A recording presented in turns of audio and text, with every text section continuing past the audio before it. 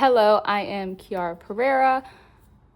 I am in Dr. Palmer's class, and this is SPCE 610, section 808. We are doing our multiple stimulus without replacement preference assessment. We're doing this preference assessment to determine what our client likely prefers, and we have snacks to pick from, and this preference assessment will help gather data and continue to possibly think of reinforcers that can be used in further interventions. But it doesn't necessarily mean that these are reinforcers, but out of these 7 items, they are ranked highly preferred to less preferred. All right, let's do it. And I have my visual here that I will go more in depth after the preference assessment. And I have my data collection points right here and my 7 stimuli. So let's do it. All right, pick one. All right, the hot Cheeto. Okay, we like Cheetos. That was the 1, 2, 3, 4, 5th one. Are you gonna eat it? All right, then I'm gonna rearrange my items. I'm confused. Pick one. Got some water. A chocolate chip cookie, yummy. Okay, chocolate chip cookie. Soda. Is it yummy? I want apple juice. Pick one. Let me chew this.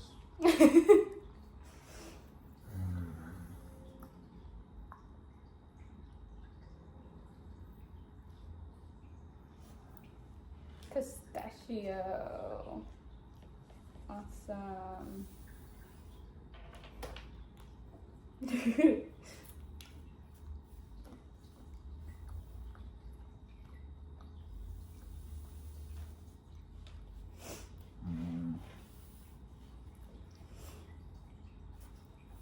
Pick one. What happened? M&M. Delicious. I want to know what you thought I was going to pick. Item B.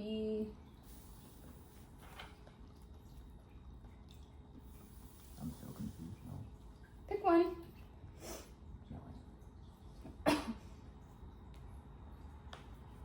Cracker.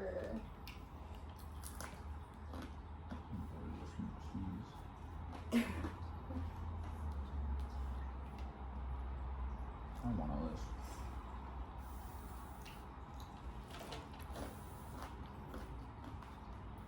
I'm eating my lunch. Pick one.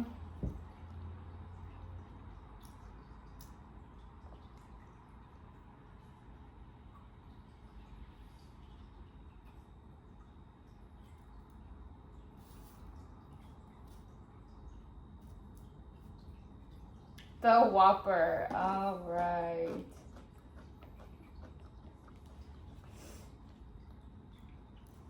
Pick one. Pick one. Oh, we don't like the chocolate. All right. That is okay. I'll take it. Last choice is the chocolate. Last choice actually was going to be a napkin. All right. Thank you for being my subject client. You're welcome. All right. So. Just let myself out. Yes. So we are going to go over the data. So ideally you would do this an additional 3 times to ensure you have accurate data. But we're just going to do it for this one specific trial for our assessment. So based off of our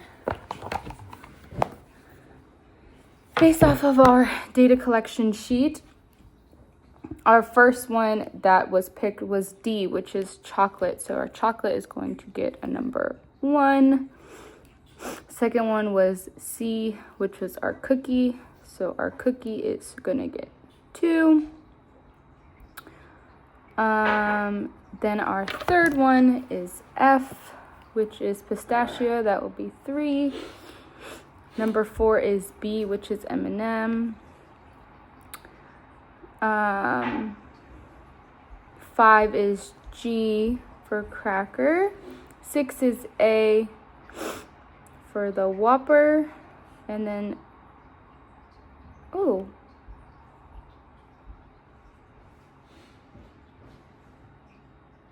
wait, I'm sorry, my mistake. I messed up. Our first one was not D. It was not the chocolate. Our first one was the Cheeto. I messed them up. And our last one was the chocolate. So based off of those hierarchies, we can determine that most likely our client's preferred item would be that number 1, which is that Cheeto. When you were to do this an additional 3 more times, some of the preferences may vary, and you would take the sum of all of them. You would add up all of the counts. So if you picked it first, that gets a 1. If you pick it last, it gets 7.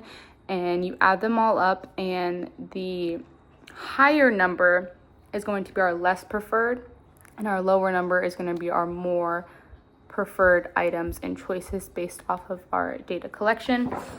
In my visual that I made on how to conduct a preference assessment, I went through each of these steps. So our first steps were to gather the materials, which I did, which were the 7 food options.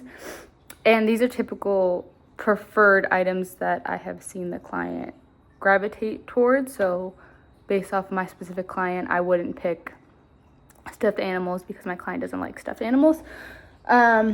Step 2, I lined them all up, any specific, it doesn't matter the order, and I asked the client to pick an item.